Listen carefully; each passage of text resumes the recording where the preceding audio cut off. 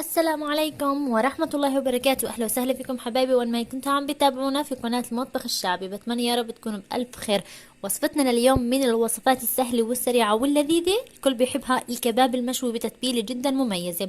تابعوا الفيديو للأخير ويلا مع بعض لنشوف خطوات العمل بالتفصيل. عندي هون في البداية راح احتاج لتجهيز اللحمة، راح احتاج لحبة بندورة مقطعة لأرباع. عندي هون نص حبة من الفلفل الرومي الأخضر. عندي هون حبة صغيرة من البصل مقطعة لأرباع، بالإضافة لعنا من 3 ل4 سنون من الثوم. هاي المكونات كلياتها راح احطها بمحضرة الطعام. راح اضيف عندي البهارات، والبهارات كتير مهمة. عندي هون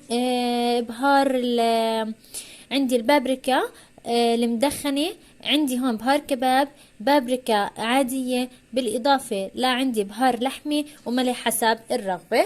راح أضيفهم، وراح أضيف عندي هون كمية من زيت الزيتون، قدر معلقتين كبار. وبعد هيك راح نخفق هدول المكونات. عندي هون تقريبا نص كيلو 500 غرام من اللحم المفروم ناعم. طبعا فيكم تستخدموا اي نوع لحمة انتم بترغبوا فيه. راح عندي هون الخلطة يلي خفقناها راح اضيفها فوق اللحمة، وابدا عندي هون اخلط كتير منيح، وطبعا اخلط الخلطة مع اللحمة. بسم الله.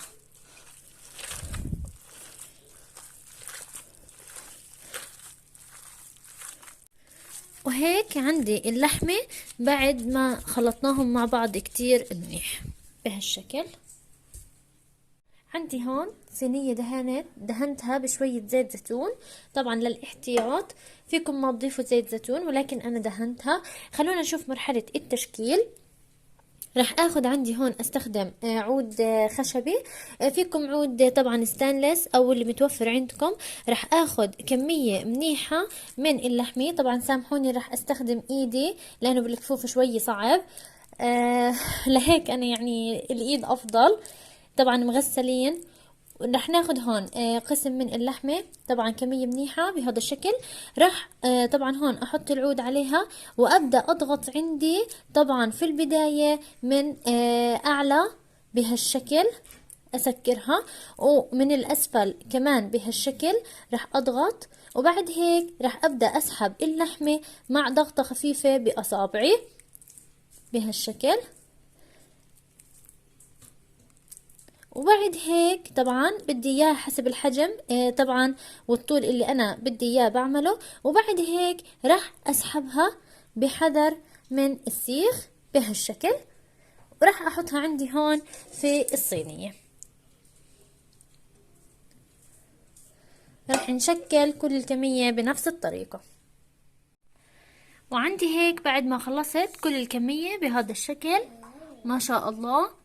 طبعا عندي هون في صحن ضفت معلقة صغيرة من رب البندورة، بالإضافة لدمعة صغيرة، شي تقريبا معلقة صغيرة من الزيت الزيتون. راح أخلط طبعا الزيت مع البندورة بهالشكل، وراح ندهن عندي وجه اللحمة بالفرشاي. هيك عندي الصلصة جاهزة. فيكم تضيفوا عليها دمعة صغيرة من المي لحتى نحصل على هذا القوام. هيك كتير ممتاز. راح نبدأ عندي هنا بفرشاي، ناخد قسم ونمسح عندي وجه الكباب.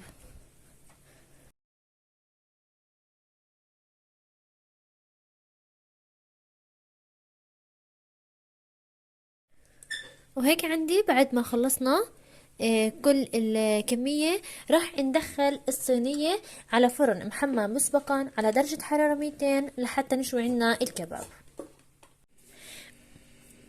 وهيك عندي الكباب بعد ما طلعناه من الفرن بهذا الشكل وتحمر. عن جد ريحة وطعم بشهي. بتمنى انكم تجربوا هاي الطريقة. بتمنى يكون هالفيديو عجبكم. اذا عجبكم الفيديو لا تنسونا من اللايكات للفيديو والاشتراك في القناة وتفعيل جرس التنبيهات لحتى يوصلكم كل جديد من القناة. دمتم بخير وشكرا لكم لحسن المتابعة.